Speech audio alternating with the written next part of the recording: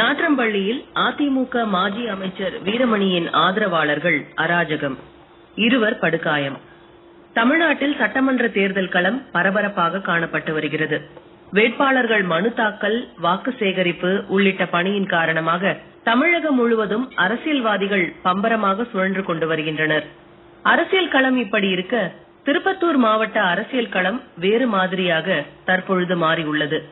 ஜோலார்பேட்டை சட்டமன்ற தொகுதியில் அதிமுக, திமுக, தமிழக வெற்றி கழகம், பாட்டாளி மக்கள் கட்சி, தமிழக வாழ்வுரிமை கட்சி, நாம் தமிழர் கட்சி உள்ளிட்ட கட்சி வேட்பாளர்கள் வேட்புமனு தாக்கல் செய்து நேற்று மனு மீது பரிசீலனை செய்யும் பணி நாட்றம்பள்ளி தாலுகா அலுவலகத்தில் தேர்தல் நடத்தும் அலுவலர் முருகேசன் தலைமையில் நடைபெற்றது.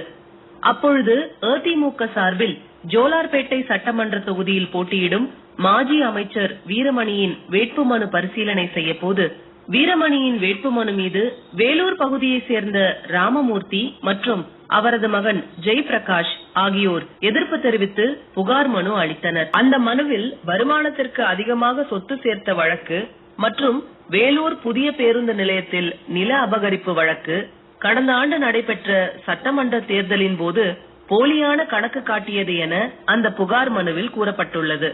பின்னர் தேர்தல் நடத்தும் அலுவலர் அறையில் இருந்து வெளியே வந்த ராமமூர்த்தி மற்றும் ஜெய்பிரகாஷை அங்கு இருந்த மாஜி அமைச்சர் வீரமணியின் முன்னிலையில் அதிமுகவினர் மற்றும் குண்டர்கள் சேர்த்து கடுமையாக தாக்கினார்.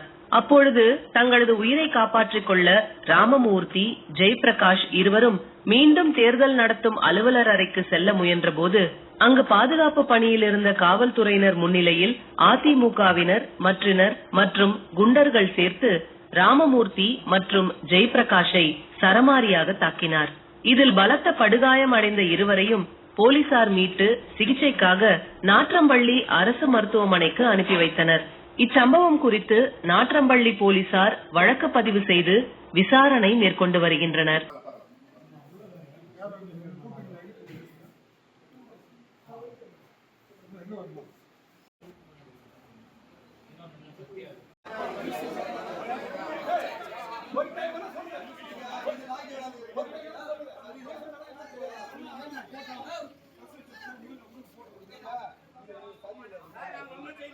ஒண்ணு சேர்ந்தாலும் பரவாயில்ல.